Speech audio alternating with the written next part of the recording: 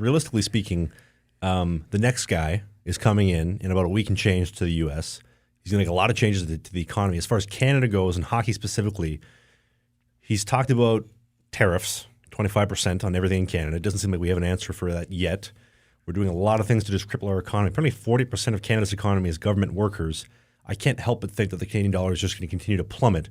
I mean, it was already at 69 cents. We're going to start getting down to the point where the dollar was at when the Jets and the Nordiques left in the mid-90s. Do you see a world where the Jets and the Senators, who are the least profitable teams of all the Canadian teams because of their short capacity, would they leave in the next couple of years? No. I think escrow and the league has a really good profit-sharing model that we won't see that happen again. I think they're thinking more long-term than short-term. I honestly, not to keep it as less political as possible, I don't think the Canadian dollar can go any lower. I don't think the world market will allow it. It's 69 right now. You think it won't go below that? I don't think so. I certainly hope not. I can't remember it being any lower than, I think 67 was the lowest I've ever seen it in my lifetime. But I think it was 65 when the Jets left. A lot of things that the president-elect is doing, it's a lot of posturing. Keep in mind, this guy wrote a book about, it was literally called The Art of the Deal.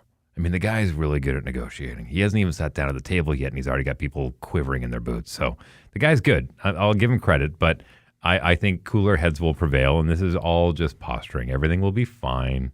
It'll be good. I think we need to worry about what's happening on our side of the border rather than what's happening down there. And that's speaking as a Canadian. I hope they get And we fixed. burnt down your White House in 1812. Don't forget that. The War of 1812. The U.S. invaded. That's why Canada came to be, because the U.S. came when we need to establish a border, build a railway, and boom. Yeah. That was our physical border in the late 1800s, which I thought was pretty cool. Mm-hmm. But anyway, this is our New Year episode. Yeah, Happy New Year. Let's keep it more positive now that we got all the depressing doomsday stuff out of the way. Hey, every Sunday a new podcast goes up, but if you don't have time to watch the whole thing, there's clips everywhere and just segmented stuff on your favorite players. Go subscribe to Slang and the Biscuit. You can click these boxes because who doesn't like clicking boxes?